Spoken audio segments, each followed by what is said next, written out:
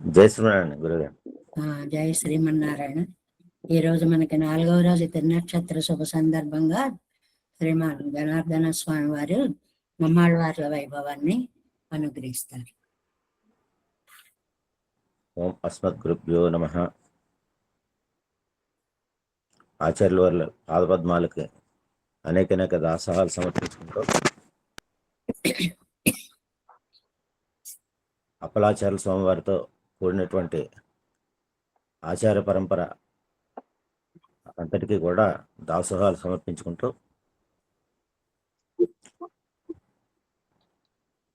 ఈ నమ్మాళ్ళ వాళ్ళ గురించి మనం మొదలుపెట్టిన ఆచార్య పరంపరలో మొదలుపెట్టిన ఈ ఉత్సవంలో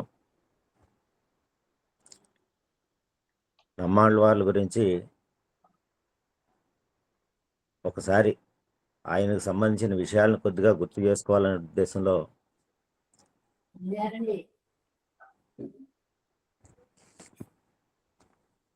మనం విశిష్టాద్వైతంలో రత్నాలు 3, దివ్యాల 3 అని చెప్పి మనకి చెప్తారండి. అందులో మంత్రరత్నము, పురాణరత్నము, స్తోత్రరత్నము అని మంత్రరత్నాలు అంటే, మంత్రరత్నమేమో ద్వైమంత్రాన్ని, పురాణరత్నం అంటే విష్ణు పురాణము, అలాగే స్తోత్రరత్నం అంటే ఆళ్వందాల స్తోత్రం అని చెప్పి ఈ 3 కూడా అధ్యయనం చేసే సాంప్రదాయ విషయాలన్నీ కూడా మనకి తెలుస్తాయి, బాగా తెలుస్తాయని చెప్తారండి. అలాగే దివ్యాలు అనేసరికి ప్రకాశించేవి, అంటే పరమాత్మని ఇవి దివ్య సూర్యులు, దివ్య ప్రబంధములు, అలాగే దివ్య దేశాలు. ఈ 3 కూడా పరమాత్మని మనకి ప్రకాశింపజేస్తాయన్న వాటిలో దివ్య దేశాలు ఆళ్వార్లు, ఎంబెరుమానార్లు వీళ్ళందరూ కూడా వేంచేసి ఉండి ఆ పరమాత్మ యొక్క విషయాలన్నిటిని కూడా, అంటే అక్కడ ఉండేటువంటి ఆ పరమాత్మ యొక్క గొప్పతనాన్ని మనకి కీర్తించడం వల్ల అవి దివ్య దేశాలుగా చెప్తారు. అలాగే దివ్య ప్రబంధాలు అంటే మనకి ఆళ్వార్లు, అంటే పరమాత్మకు సంబంధించి మాత్రమే మనకి అనుగ్రహించేటువంటి వాళ్ళు ఆళ్వార్లు. వాళ్ళు అందించినటువంటి సూక్తులన్నింటినీ కూడా దివ్య ప్రబంధాలుగా మనం చెప్పుకుంటాం. అలాగే వీటిని అనుగ్రహించినటువంటి వాళ్ళు మనకి సూర్యులు, దివ్య సూర్యులు, ఆళ్వార్లు. దీనికి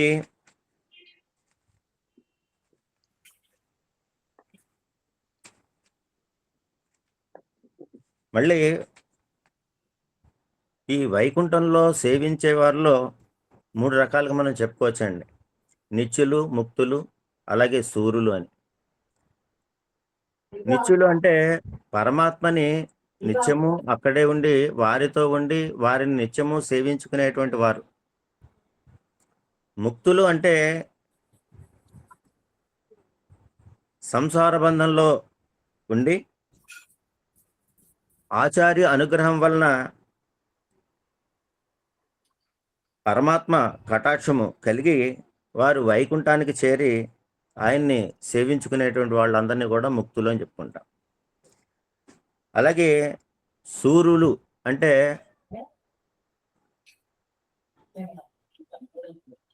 స్వయంగా ప్రకాశించేటువంటి వాళ్ళు.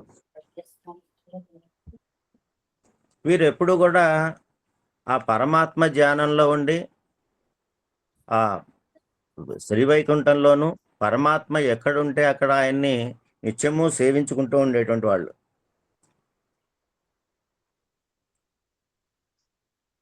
ఈ ముక్తులు అంటే జీవులందరినీ కూడా వారిని ధరింపచేసి ఒక మంచి మార్గంలో పరమాత్మ చెంతకు చేర్చడం గురించి వీరు నిత్యము కూడా పరమాత్మ యొక్క ఆదేశానుసారము మన ఈ భూలోకంలోకి విచ్చేసి ఈ జీవులందరినీ కూడా ఉద్ధరించడానికి ప్రయత్నం చేస్తూ ఉండేటువంటి వారు.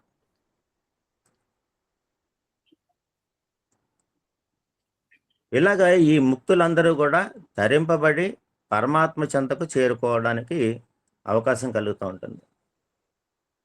ఈ ముక్తులు అనేసరికి బ- పరమాత్మని నిత్యము కూడా ఆయనే కావాలి అనేటువంటి భక్తిని కలిగి ఆయన లేకపోతే ఉండలేని స్థితికి చేరేటువంటి వాళ్ళందరూ కూడా ఈ ముక్తులుగా మారడం జరుగుతుంది.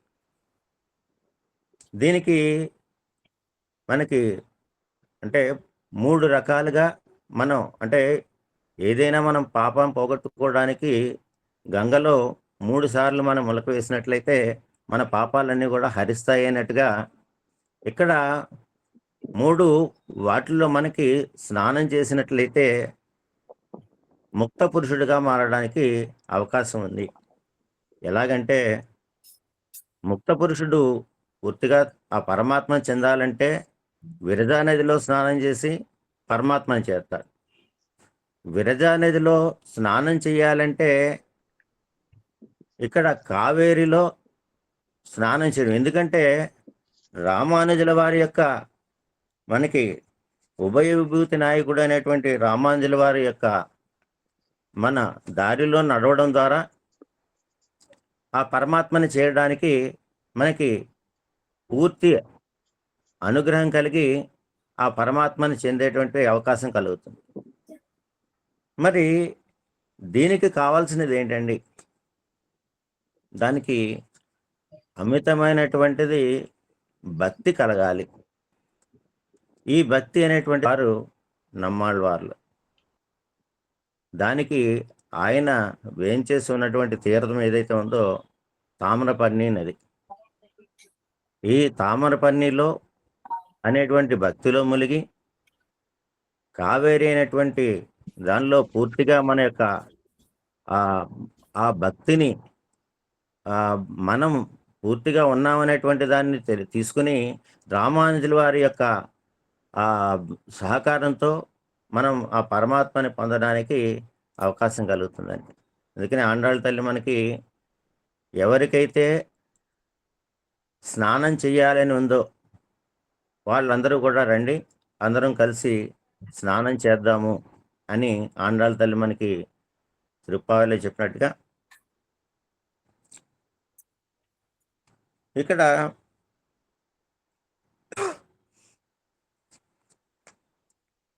ఈ నమ్మాళ్ళవార్లు మనకి అవతరించినటువంటి ప్రదేశాన్ని గురించి చెప్పుకుంటూ వృషభేతు విశాఖాయాం పురుగాపరికారిజం పాణ్యదేశే కలేరాదో శటారం సైన్యపం భజే. అంటే నమ్మాళ్ళవార్లు కార్యారను భాగవతులకు ఉడయ్య నంగయ్య ఆరకును అనేటువంటి ఆవిడకి కలిసి వారి యొక్క సంతానంగా ప్రమాది నామ సంవత్సరంలో వైశాఖ నక్షత్రంలో వైశాఖ నెల పౌర్ణమి శుక్రవారం జన్మించడం అనేటువంటిది ఎక్కడండి తిరుక్కురుగురులో జన్మించడం అంటే చేశారు.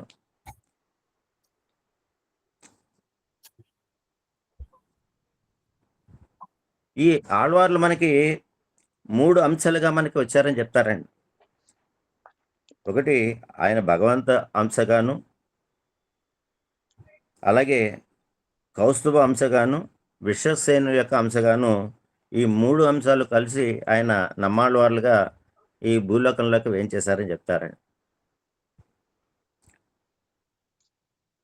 ఈయన పుట్టిన దగ్గర నుంచి ఏమి పాలు తాగడం మామూలుగా సహజంగా ఉండేటువంటి ఒక జీవుడు చేసేటువంటి భూమి మీదకి వచ్చిన తర్వాత చేసేటువంటి కార్యక్రమాలు ఏవి కూడా చేయకపోవడం. దాని తర్వాత ఆయన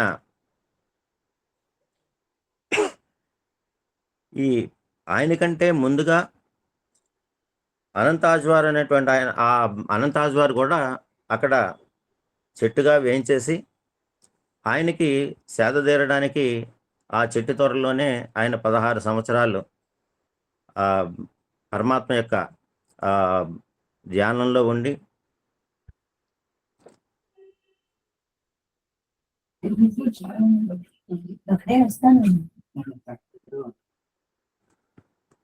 తర్వాత మధురకవల ద్వారా ఆయన లోకాన్ని అంతటికీ కూడా పరిచయం చేయబడి మన అందరికీ కూడా ఆ చక్కని ఆ ఆ గ్రంథాల దివ్య ప్రబంధాలన్నిటిని కూడా మనకు అనుగ్రహించారు.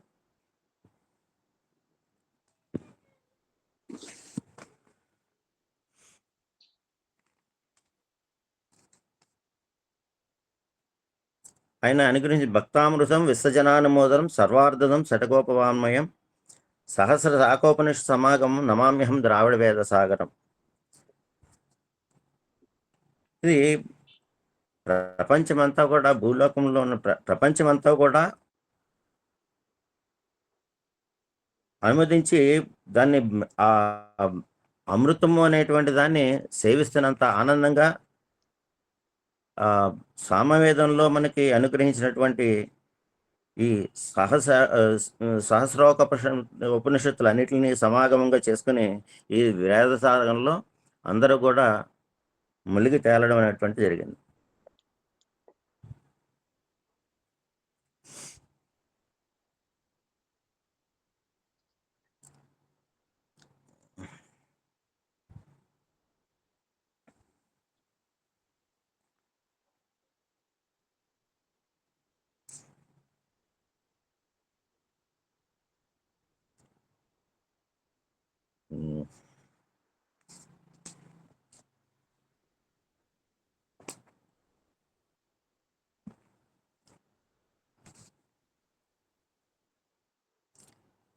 జై శ్రీమన్నారాయణ.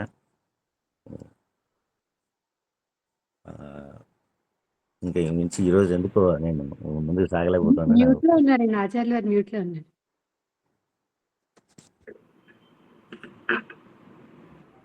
కాదమ్మా, నెమ్మదిగా చెప్పండి, ఏం పర్వాలేదు.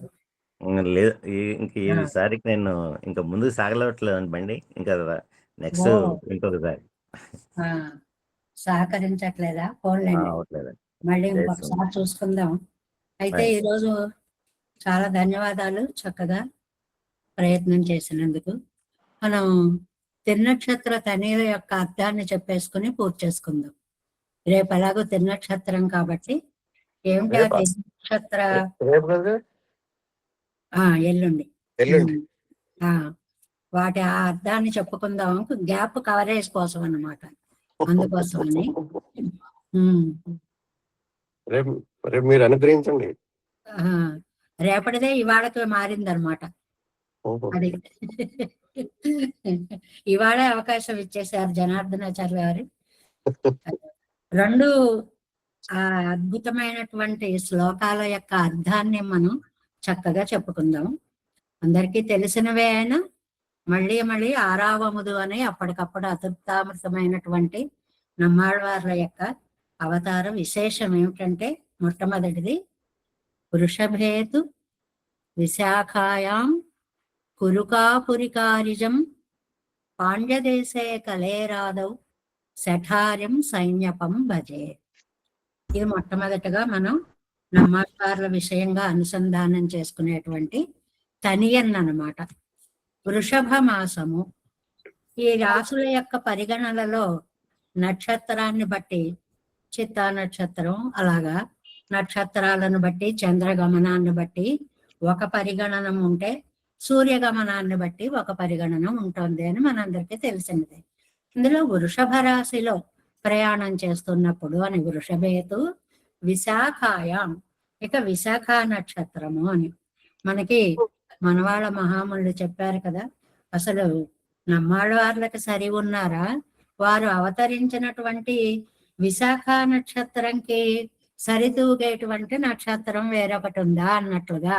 అంటే మహానుభావులు అందులో అవతరించడం వల్ల దాని యొక్క ఒక వైశిష్యం లోకానికి తెలియబడుతోంది. మనకి సరదాగా చెప్తారు చూడండి, అందరూ అన్ని తిథుల్లోనూ పుడుతున్నారు, మమ్మల్ని ఇద్దరిని వదిలేశారు అని చెప్పి అష్టమి నవమి తిథులు వెళ్ళి పరిమాళ్ళ దగ్గర పాపం విలపించాయిట. అయ్యో మాకు పవిత్రత రావట్లేదు, ఏదైనా అంటే ఆ అష్టమి నవలమ్మ మంచి రోజులు కాదు అంటారు, ఇలా అంటున్నారు అంటే మీరు బెంగ పెట్టుకోకండి అని.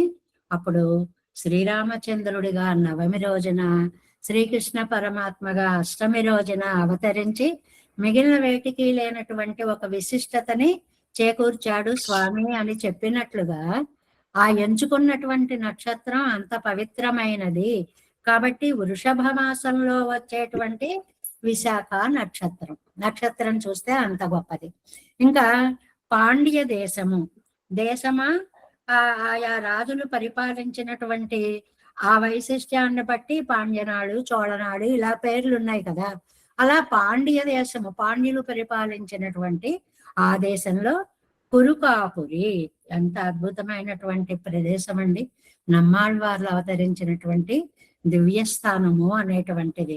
అందులో కలేరాదవ్, కలియుగ ప్రారంభంలో, అది ఎలా ప్రారంభం అనేది తర్వాత పాసురంలో మన శ్లోకంలో మనకి మళ్ళీ ఇంకా వివరంగా ఇస్తారు అన్నమాట. ఆ కలికాలంలో అంటే కలి వచ్చినటువంటి 41, 42, 43 అంత దగ్గరగా జస్ట్ మిస్ అయ్యాం అనుకుంటారు నమ్మాళ్వార్లు. కృష్ణ, అయ్యో నువ్వేమో ద్వాపర యుగాంతంలో వెళ్ళిపోయావు, నేను కలియుగ ప్రారంభంకి వచ్చాను, అయ్యో కాస్తలో నిన్ను పోగొట్టుకున్నానే అని బాధపడ్డట్లుగా కలేరాదవ్, కలియుగ ప్రారంభంలో కారి అనేటువంటి ఆ మహానుభావులకి ఏ అవతారం అండి? సైన్యపం, విశ్వక్సేనుడు మనకి సుప్రభాతాల్లో అక్కడ వస్తూ ఉంటుంది చూడండి. చేతిలో వేత్తల దండాన్ని పట్టుకొని పెరుమాళ్ల సేవలకు వచ్చేటువంటి బ్రహ్మ రుద్రేంద్రాదులందరినీ కూడా నియమన చేస్తూ ఉన్నటువంటి వేత్రహస్తుడు అయినటువంటి విశ్వక్సేనుల యొక్క అవతారంగా శఠార్యం సైన్యపం భజే. శఠారులు మామూలుగా ఇది అందరికీ తెలిసిన విషయమే. లోపల ఉన్నంత వరకు ఉండే జ్ఞానము ఈ లోకంలోకి శీర్షోదయం అవగానే శఠ అనేటువంటి వాయువు కమ్మేస్తుంది. అలా కమ్మకుండా దాన్ని హుంకరించి దూరం చేశారు కాబట్టి వాళ్ళు శఠని కోపించినటువంటి మహానుభావులు కాబట్టి శఠగోపులు అయ్యారు అనేటువంటి అలాంటి మహానుభావుడికి నేను నమస్కరిస్తున్నాను అని చెప్పి ఇది ఒక్కటి చదువుకుంటే చాలటండి. మనకి ఏమీ రాకపోయినా ఏం పర్వాలేదు.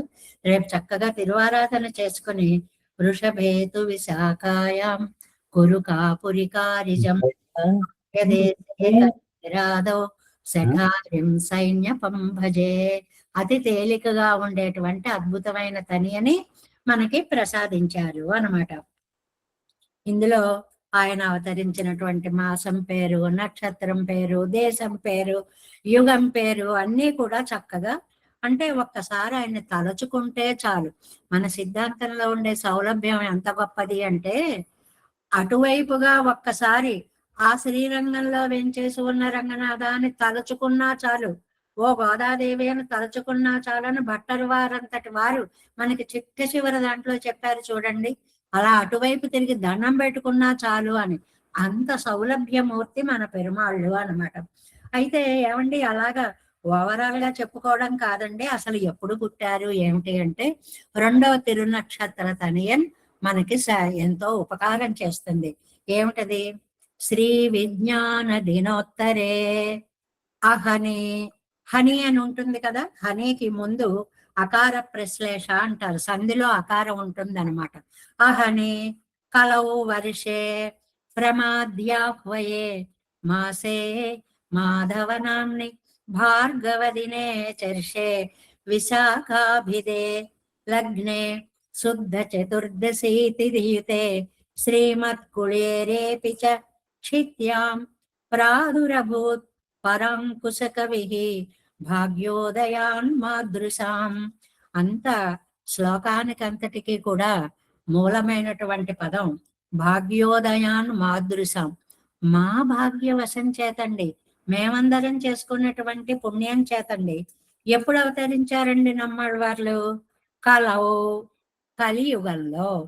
జస్ట్ అలాగా ద్వాపర యుగం అయిపోయింది, కలియుగ ప్రారంభం అని ఏదో మొత్తం మీద చెప్పడం కాదండి, ఎంత స్పష్టంగా ఇచ్చారో చూడండి. శ్రీ విజ్ఞాన ఈ ఒక్క పదంలో ఉందండి మొత్తం అంతా డీటెయిల్డ్ గా చెప్పేటువంటి వివరణాత్మకమైన విషయం. ఏమిటి అంటే, విజ్ఞాన దినోత్తరం అంటే, అహని అంటే రోజండి. ఎలాగండి ఇది ఇక్కడ ఎన్నో రోజండి అని అంటే 42వ రోజుగా ఇక్కడ మనకి చెప్తారు అన్నమాట. సంవత్సరం పేరేమో ప్రమాది అని చెప్తారు. మాధవనాంని వైశాఖ మాసానికి మాధవ నామము అని పేరండి. మాధవ అని పేరండి. చాలా విశేషమైనటువంటి విషయం. మనకి ఆండాళ్ తల్లి మొదలైనటువంటి వారు ఈ నామాలు ఎక్కువ ప్రయోగించడం కనిపిస్తూ ఉంటుంది అన్నమాట. భార్గవ దినే, అందులో కూడా శుక్రవారం నాడు అవతరించారు నమ్మాళ్వారు. మనకి శుక్రవారం లక్ష్మీదేవి అవతరించినటువంటి, లక్ష్మీ పూజార్హమైనటువంటి రోజుగా ఒక వైశిష్ట్యం. రెండోది, సంప్రదాయ పరంగా నమ్మాళ్వార్లు అవతరించినటువంటి రోజు శుక్రవారము అనేటువంటిది. విశాఖాభిదే, విశాఖ అనే పేరు కలిగినటువంటి వృక్షే, వృక్షం అంటే నక్షత్రము అని అర్థం. విశాఖ నక్షత్రంలో అవతరించారు నమ్మాళ్వార్లు అని. శుద్ధ చతుర్దశి తిథియుతే, శుద్ధ చతుర్దశి పౌర్ణమికి ముందు శుద్ధం అంటాం కదా, అందువల్ల ఆ చతుర్దశి శుభతిథిలో శ్రీమత్కుళీరే, లగ్నం కూడా కర్కాటక లగ్నము అంటారు. ఈ లగ్నం అన్ని లగ్నాల్లోకి చాలా కూడా అదృష్టవంతం అయినటువంటి శుభకరమైనటువంటి లగ్నంగా చెప్తారు దీన్ని. అందువల్ల కుళీరే అంటే కర్కాటక లగ్నంలో అవతరించారు. లగ్నే క్షిత్యాం, ఈ భూమి మీద ఎక్కడో అయితే మనకంత భాగ్యం ఉండేది కాదు. మాదృశాం భాగ్య ఉదయాత్, మా వంటి వారి యొక్క అదృష్ట విశేషం వల్ల పరాంకుశ కవి, పరాంకుశులు, ఆ పేరే పర అంకుశులు. పర అంటే ఇతరులు, ఇతరులు అంటే వైష్ణవ శ్రీ మహావిష్ణువు యొక్క పరత్వాన్ని అంగీకరించటునటువంటి వాళ్ళు పరులు అన్నమాట. వాళ్ళనందరికీ కూడా అంకుశంలాగా, ఒక ఏనుగుని మన అధీనంలోకి తెచ్చుకోవాలంటే అంకుశం అనే సాధనం ఎలా ఉపయోగపడుతుందో అలాగా పరాంకుశుల యొక్క సూక్తులు పరమతానికి ఖండనం చేయడంలో అంత సమర్థవంతమైనవి కాబట్టి వారికి పరాంకుశులు అనేటువంటి పేరు వచ్చింది. ప్రాదురభూత్, వారు అవతరించారు అని. అవతరించడము అని అంటే మామూలుగా సంస్కృత భాషలో అంకానాం వామతో గతికి అని ఉందండి. ఏదైనా 1, 2 అని చెప్పామనుకోండి, 12 అని లెక్క పెట్టకూడదు. ముందు 2 చెప్పాలి, తర్వాత 1 చెప్పాలి. వామతో గతి, ఎడం నుంచి కుడికి రావాలి అన్నమాట. దీన్ని ఇప్పుడు భారతం ఉందనుకోండి, 18 అని చెప్పాలనుకోండి, జయ అని పేరు పెట్టారు. ఎందుకండి జయ అని పేరు వచ్చింది మహాభారతానికి అని అంటే, ఒక జ అనేది ఎన్నో అక్షరము, 8వ అక్షరము. చ ఛ జ ఝ క ఖ గ ఘ చ చ ఛ జ ఝ అన్నప్పుడు ఇన్యా వరకు 5, చ చ ఛ జ అలా లెక్క పెట్టుకుంటే అది 8వ అక్షరంగా అవుతుంది అని. యా అనేది మొదటి అక్షరము. 8, 1, 8, 1 అంటే 1, 8 అని మార్చుకోవాలి. అది సంస్కృత భాషలో గ్రామర్ లో ఉండేటువంటి ఒక సూత్రం. అది 18 అని అర్థం అన్నమాట. అలాగే ఇక్కడ నమ్మాళ్వార్లు 42వ రోజున, కలియుగ ప్రారంభంలో 42వ రోజు తర్వాత అని అనడానికి శ్రీ విజ్ఞాన అని. శ్రీ అన్నప్పుడు చూడండి, శక రకారం ఒకటి ఉంది కదా, రా అనేదేమో 2, యా రా లాభ, యా రా, రా ఏమో 2, తర్వాత వకారము 4వ స్థానం, యా రా లా వా, వా 4. యా నుండి 2వ అక్షరం రకారము, 4వ అక్షరం వకారము. ఈ అంకానం వామతో గతికి అని గనక మనం చూస్తే 2, 4 అని వస్తుంది అనమాట. 42 అని ఆర్డర్ లో చెప్పారు. దాన్ని ఎలా తీసుకోవాలి? 24 అనే దాన్ని 42గా మనం మార్చుకోవాలి అనేటువంటి ఆ సంస్కృత వ్యాకరణం ప్రకారము కూడా వీటికి ఒక ఈ శ్రీ విజ్ఞాన అనగానే 42వ రోజు అనేటువంటిది చెప్పాలి అని. అంతేకాకుండా జనరల్ గా మామూలు అర్థం చెప్పుకుంటే శ్రీ విజ్ఞానం, శుభాన్ని విజ్ఞానాన్ని కూడా ఇచ్చేటువంటి అద్భుతమైనటువంటి నక్షత్రము అని చెప్పి ఈ నక్షత్రాన్ని యొక్క గొప్పతనాన్ని కూడా మనకి ఈ పదంలో వివరించారు అనేటువంటిది. అంటే లాభే కలేరు వాసరయేవ రాధే మాసే విశాఖే మహనీయతారే శుక్రస్య వారే అజని విశ్వతిథ్యాం పరాంకుశోయం భగవాన్ కుళీరే. చాలా అందమైనటువంటి శ్లోకంగా చెప్తారండి దీన్ని. కలే అంటే కలియుగం, రాధే వాసరే. ఇక్కడ ఈ పదం చేత రాధే మాసే అంటే వైశాఖ మాసము అనేటువంటి అర్థం అన్నమాట. అక్కడ లాభ అనేటువంటి మాట చేత 42 దాటిన తర్వాత అంటే 43వ రోజున వైశాఖ మాసంలో మహనీయ తారే, గొప్ప నక్షత్రంలో విశాఖ నక్షత్రంలో శుక్రస్య వారే, శుక్రవారం రోజున విశ్వతిథ్యాం. ఆ పదాలు కూడా సంస్కృతం భలే బాగుంటుందండి. విశ్వతిథి అంటండి, విశ్వాలు 14, లోకాలు 14 కాబట్టి 14వ తిథి అనే అనడానికి విశ్వతిథి అని అంటారు అన్నమాట. చతుర్దశి తిథి ఎందు అది కుళీరే, కర్కాటక లగ్నంలో భగవాన్ అయం పరాశర ముని అజని. ఈ మహనీయులైనటువంటి నమ్మాళ్వార్లు మన భాగ్యవశం చేత కలియుగంలో 43వ రోజున ఆ శ్రీ విజ్ఞానలో ఇంత అర్థాన్ని, ఆ శాస్త్రాలు అవి, ఆ భాష, ఆ నియమాలు, చిన్న పెద్ద విషయాలని ఒక చిన్న పదంలోకి తీసుకురావడానికి ఆ భాష ఎలాంటి ఒక వ్యుత్పత్తిని తనలో నింపుకుంది అనేటువంటి దానికి ఈ పదప్రయోగాలన్నీ ఉదాహరణలు అన్నమాట. అంటే అలాంటి మహానుభావుడు 43వ రోజున వైశాఖ మాసంలో విశాఖ నక్షత్రంలో శుక్రవారం రోజున చతుర్దశి తిథిలో కర్కాటక లగ్నంలో అవతరించారు. అంటే మనకి ఏమీ తెలియక్కర్లేదు. ఆ ఒక్క పాసురాన్ని మనం రేపు పెరమాళ్ల ముందు ఒక్కసారి అనుసంధానం చేసుకుంటే చాలు, ఎలాంటి మహనీయమైనటువంటి ముహూర్తంలో స్వామి అవతరించారో మనకి తెలుస్తుంది. మామూలుగా భగవంతుడు అని అంటారు. భగవంతుడు అంటే మనం ఎప్పుడూ చెప్పుకుంటాం అన్న అనేటువంటి జ్ఞానశక్తి, బల, ఐశ్వర్య, వీర్య, తేజస్సులు అనేటువంటి కళ్యాణ గుణాలు కలిగి నిఖిల హేయ ప్రత్యనేక కళ్యాణ గుణాలు, ఏ విధమైనటువంటి దోష గుణాలు లేనటువంటి స్వామి. అందుకనే తిరుమాలాల్ అరుళపట్ట సెడగోపన్, ఆయన్ని తిరుమాల, ఎంత అందమైనటువంటి మహానుభావులు, పవిత్రమూర్తో అవతరించినటువంటి భగవత్ స్వరూపులు.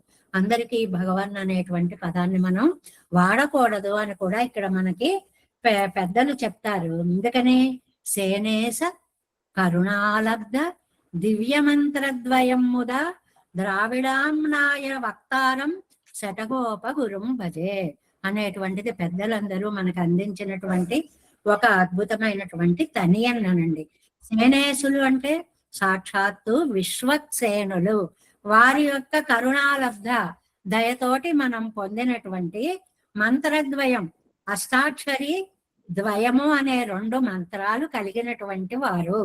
అంటే నమ్మాళ్వార్లకు విశ్వక్సేనులు స్వయంగా మంత్రోపదేశము చేశారు అనేటువంటిది. ద్రావిడాగమ నాలాయిర దివ్య ప్రబంధము అనేటువంటి పేరు కలిగినటువంటి వాటిని మనకు వక్తారం అనుగ్రహించినటువంటి వారు. ఎవరి ద్వారా వచ్చాయండి ఇవన్నీ? నాథమునుల యొక్క అనుగ్రహం వల్ల మనం ఈనాటికి కూడా వారికి శాశ్వతీకరణ అనేది ఎలా జరిగింది అనేటువంటివి తెలుసుకున్నాం. అలాంటి సైన్యపం భజే, విశ్వక్సేనావతార సంభూతులైనటువంటి నమ్మాళ్వార్లకి నేను దాసోహము పెడుతున్నాము అని అంటే, విశ్వక్సేనుల వల్ల అష్టాక్షరి ద్వయమంత్ర ఉపదేశాన్ని పొందినటువంటి వారు, నాలాయిర దివ్య ప్రబంధాలని నాదమునులకి ఉపదేశించినటువంటి మహనీయులు అనేటువంటి శటగోపులు అనేటువంటిది ఇక్కడ ఒక పదాన్ని చాలా విశేషంగా చెప్తారు. శటగోప గురుం భజే అన్నారండి. శటగోప మునిం అనేటువంటి కొన్ని శ్లోకాలు ఉన్నాయి. ఇక్కడ శటగోప గురుం అంటే ఆచార్యత్వాన్ని మనం నమ్మాళ్వార్ల ద్వారా గ్రహించాలి అనేటువంటి ఒక విశేషాన్ని కూడా మనకి ఇందులో సదాచార్య సమాశ్రయణత్వం అనే వైశిష్ట్యాన్ని ఈ గురుము అనేటువంటి పదం ద్వారా చెప్పారు అనేటువంటి దాన్ని కూడా మనం ఇక్కడ విశేషంగా తీసుకోవాలి అని. అంటే ఈ కలియుగంలో 43వ రోజున విశాఖ మాసంలో శుక్రవారంలో కర్కాటక లగ్నంలో నాథనాయిక ఉడయనంగై శటగోపసూరిని మనకి అందించింది అనేటువంటి వారి యొక్క జన్మ వైశిష్యాన్ని అంతటినీ కూడా మనకి అందించారు. తతః కలియుగస్యాదో వైశాఖ్యాం విశ్వభావన విష్ణుభక్తి ప్రతిష్టార్థం సేనేసో అవతరిష్యతి. ఎలాగ అవతరించారండి? ఆదవు కలియుగానికి ప్రప్రథమంగా అంటే 42 రోజులు, అంటే ఒక్క నెల అయింది అంతే. తర్వాత 12 రోజుల తర్వాత వైశాఖ మాసంలో విశ్వాన్ని రక్షించడం కోసం విశ్వక్సేనులు విష్ణు భక్తిని సుస్థిరం చేసినటువంటి మహానుభావులుగా ఈ లోకంలో నమ్మాళ్వార్లు మనకి అవతరించారు అనేటువంటిది. అంటే గురు పరంపర ప్రభావంలో పెద్దలు మనకు అందించినటువంటి విశేషాలన్నిటినీ కూడా, ఇంతేకాకుండా మిగిలిన అనేక పురాణాలలో కూడా మనకి ఈ ఆళ్వార్ల యొక్క వైభవాన్ని ఎంతో చాలా చక్కగా చెప్పారు. ఆదౌ కలేర్హి కురుకాపురి పాండ్యదేశే వైశాఖ మాసిం మఘవానలభేంస జాతం సేనాపతే పదజకారి కులావతీర్ణం శ్రీశాస్పదం శటరూపం శరణం ప్రపద్యే. కలియుగ ప్రారంభంలో అంటే ఎప్పుడు అవతరించారండి అనడానికి మనకి సాధికారికంగా చెప్పేటువంటి శ్లోకాలన్నిటినీ కూడా మనకి చాలా పెద్దలు అందించారు. మఘవారంభ ఇంద్రుడు అగ్ని అధిదేవతలుగా గల నక్షత్రము. ఈ విశాఖ నక్షత్రం యొక్క గొప్పతనం ఏంటంటే ఇంద్రుడు అగ్ని ఇద్దరు దేవతలు ఈ విశాఖ నక్షత్రానికి అధిపతులుగా ఉంటారు. అలాంటి నక్షత్రంలో విశ్వక్సేన అంశతోటి పదజకారి అన్నారండి.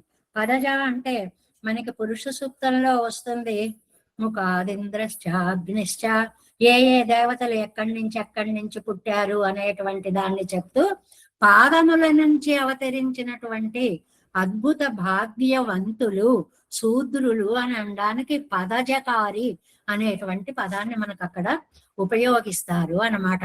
కాబట్టి శ్రీ వైష్ణవ సిద్ధాంతంలో కులాలకి మతాలకి వాటి గురించినటువంటి ఆలోచనలు కాదు. ఎవరు పరమ భాగవతోత్తములో వారిని మా శీర్షమునందు పెట్టుకుంటాము అనేటువంటిదే మాతాపిత యువతయ స్తనయా విభూతి సర్వం యదేవ నియమేన మదన్వయానాం ఆద్యస్య నకులపతేహే వకులాభిరామం శ్రీమత్తదంగ్రీగణం. ఆయన యొక్క పాదాలని మూర్ధ్న నా శిరస్సు వంచి నెత్తి మీద పెట్టుకుంటున్నాను అనేటువంటి ఒక అద్భుతమైనటువంటి దాన్ని మన సిద్ధాంతానికి మూలంగా సాక్షాత్ రంగనాథ స్వామి ఒక సిద్ధాంతానికి ప్రారంభ అవతరణ శ్లోకంగా అనుగ్రహించినటువంటి వైభవము ఈ నమ్మాళ్వార్లదే అని. ఆ విశాఖ నక్షత్రంలో వాళ్ళిద్దరు దేవతలు ఏమిటండి గొప్ప అంటే తద్ ఇంద్రాగ్ని కృణుతాం తద్ విశాఖే, ఇంద్రాగ్నిభ్యాం స్వాహ విశాఖభ్యాం స్వాహ అని ఆ ఇద్దరు దేవతల యొక్క వైభవాన్ని మీరు విశాఖ నక్షత్రంలో అంతర్లీనులై ఉన్నారు కదా అని పొగిడినటువంటి వాక్యాల ద్వారా కూడా మనం తెలుసుకుంటాము అన్నమాట. అందువల్లే నమ్మాళ్వార్ల సూక్తికి పుగల్ ఒన్నెల్లా అడియేన్ అడికీజమరందు పుగుందేనే. అలాంటి దివ్యమైనటువంటి పాదాలు భగవంతుడి పాదాల కంటే కూడా భగవద్భక్తుల పాదాలే మనకి శిరసా వహించగలిగినటువంటివి అనేటువంటివి ఈ నమ్మాళ్వార్ల యొక్క వైభవాన్ని చెప్పేటువంటి ఆ వాన్మయం మనకు అందిస్తోంది. అలాంటి మహానుభావుల యొక్క చరమ ప్రబంధమైనటువంటి తిరువాయుమొഴി, దానిని ఆచార్యుల్లో మొదటి వారు నాదమునులు అనుగ్రహించారు. భక్తామృతం రోజు చెప్పుకుంటున్నాం అనుకోండి. విశ్వజనానుమోదనం సర్వార్ధదం శ్రీ శటగోపవాంగ్మయం సహస్ర శాఖోపనిషత్ సమాగమం నమామ్యహం ద్రావిడ వేద సాగరం. ఇదొక్కటి చాలుటండి. ఇది భక్త అమృతం, భక్తులకి అమృతము లాంటిది. అమృతం సేవించిన తర్వాత ఇతర పానీయాల గురించినటువంటి పద ఉచ్చారణకి కూడా అవకాశం లేదు, అవసరము లేదు. రెండోది సర్వార్ధనం, ఇది చాలా ముఖ్యమైనది. ఏమండి ఎప్పుడో పోయిన తర్వాత ఎప్పుడో మోక్షం వస్తే ఎప్పుడో ఏదో అంటే కాదండి. మీరు ఈ లోకంలో ఉండగా ఇహలౌకిక సుఖాలు, తర్వాత పారలౌకిక మోక్షము కూడా మీకు దొరుకుతుంది అనడానికి సర్వ అర్థదం. ఏదండి అది? శ్రీ శఠగోపవాङ्మయం. శఠగోపలు అందించినటువంటి అద్భుతమైనటువంటి ఆ పాసురాలండి. అది అందులోనూ తిరువాయిమడి సహస్ర శాఖోపనిషత్ సమాగమం. వేద శాఖలన్నిటినీ కూడా మనం భగవద్ విషయం సేవించేటప్పుడు చెప్పుకుంటూ ఉంటాం. ఒక్కొక్క పాసురంలో ఒక్కొక్క పదాన్ని తీసుకొని అది వేదంలో, వేదాంతాలలో, ఏ ఉపనిషత్తులలో ఎక్కడ ఎలా ప్రయోగింపబడిందో అందుకోసమని ఆ పదానికి మూలం ఏమిటి? సహస్ర శాఖోపనిషత్ సమాగమం. వేదాంత సారంగా చక్కగా చెప్పబడినటువంటిది ద్రావిడ వేద సాగరం నమామి. ఈ తమిళ వేద సముద్రము ఇది మామూలు సముద్ర స్నానం కాదండి. పర్వదినాలలో సముద్ర స్నానం ఎంత పుణ్యమో అలాగ ద్రావిడ వేద సాగరం ఎప్పుడు ములిగితే అప్పుడే పర్వదినము అంటారు. అంటే తిరువాయిమొழிని సేవించుకోగలగడమే మనకి పండగ, జన్మకి చరితార్థాన్ని ఇచ్చేటువంటి చాలా అద్భుతమైనటువంటి ఒక పద ప్రయోగము అని. ఇంకొక మాట ఉందండి, ఒక విశేషాన్ని చెప్తారు పెద్దలు మనకి. ఛాందోగ్య ఉపనిషత్తుకి సారంగా ఉద్గీతము అని ఒక మాట ఉందండి. ఉత్ అనే అక్షరాలతో ఆ ఛాందోగ్య ఉపనిషత్తు మొదలవుతుంది. చాలా చక్కటి విషయం చెప్పారు వాళ్ళు. ఉత్ అనేది ఛాందోగ్యంకి ప్రారంభ పదం. ఆ తు ఈ 2 అక్షరాలతో తిరువాయిమడి మొత్తం మధ్యలో ఉందన్నమాట. ఆద్యంతాలలో ఉత్తు ఉన్నాయి. ఉయర్వర ఉయర్నలం అంటాం. చిట్ట చివరి శ్లోకం తకారపు పొళ్ళుతోటి పాసురం పూర్తవుతుంది.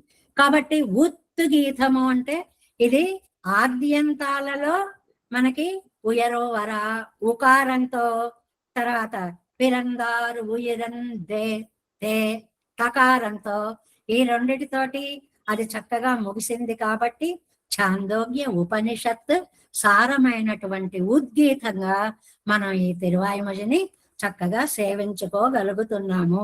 వీటన్నిటినీ కూడా ఇది మనం సొంతగా చెప్పుకున్నటువంటివి కాదండి. ఆచార్య హృదయాది గ్రంథాలలో కూడా వీటన్నిటినీ కూడా మనకి స్పష్టంగా సాధికారికంగా సప్రమాణికంగా అన్ని కూడా మనకి అందించారు అని. అంతేకాకుండా సముద్రంతో ఎందుకండి పోల్చారు? సముద్రం ఎంత లోతుందో ఎవరికి తెలియనట్లుగానే తిరువాయిమొழிలో ఉండేటువంటి అర్థసారాలు మనకి కథను చెప్పుకుంటూ రామానుజుల వారు 18 సార్లు తిరువాయిమొഴి సేవించారు అని అంటే, ఎందుకండి అన్ని సార్లు అని మన బుర్రతో అయ్యో ఒకసారి చెప్తే అర్థం కాదా, ఇన్నిసార్లు చెప్పాలి, ఇలా కాదండి అర్థం. ఒక్కొక్కసారి ఒక్కొక్క దృక్కోణంలో అసలు ఆ తిరువాయిమొழிలో సర్వ వాంగ్మయము బీజాకృతమై ఎలా ఉంది అనేటువంటి విషయాన్ని చెప్పడానికి సముద్ర ఇవ గాంభీర్యే, సముద్రం ఎంత లోతైనదో ఈ తిరువాయిమొழிలో అరే. అందుకే మనకి భట్టర్ వారు పరిచితమివాధాపి గహనం అంతా తెలిసినట్టే ఉంటుంది. తిరువాయిమొഴి అయ్యో మనకు తెలియకపోవడం అండి, మేము చదువుకుంటాం. ఏం చదువుతున్నామండి, ఆ అక్షరాలు నోటితో అంటున్నాం. ఎంత సముద్రంలో లోపలికి వెళ్ళిన కొద్దీ ఎన్ని రత్నాలు ఉంటాయో అలాగా భగవత్ తత్వం యొక్క విషయాన్ని అంతటినీ కూడా అందులో నివిడ్చి లోపల ఒక మధుచ్చిష్ట మగ్నహేమకణ సదృశ్యాన్ని అంటారు. బంగారాన్ని మైలు తుత్తంలో పొదిగితే ఒక్క రేణువు కూడా అటు ఇటు పోనట్లుగా అంత అందంగా సకల వేద సారాన్ని కూడా అందులో ఇమిడ్చారు అనేటువంటి దానికి ఒకటి. ఇందులో 1000 పాసురాలు ఉన్నాయంటే 1102 అనుకోండి. 1000 అనేటువంటిది అధికమైనటువంటి అర్థం తప్ప 1000 అంటే 1000 ఉన్నాయా కాదు కదండి, ఇంకా ఎక్కువ ఉన్నాయా అని. రామాయణం లాగే దీన్ని కూడా ఎందుకండి సముద్రం అన్నారు, అందులో సర్గల్లా ఉన్నాయి. ఇందులో పదులు అని చెప్పి 10 అంటే మనకి చిన్నప్పుడు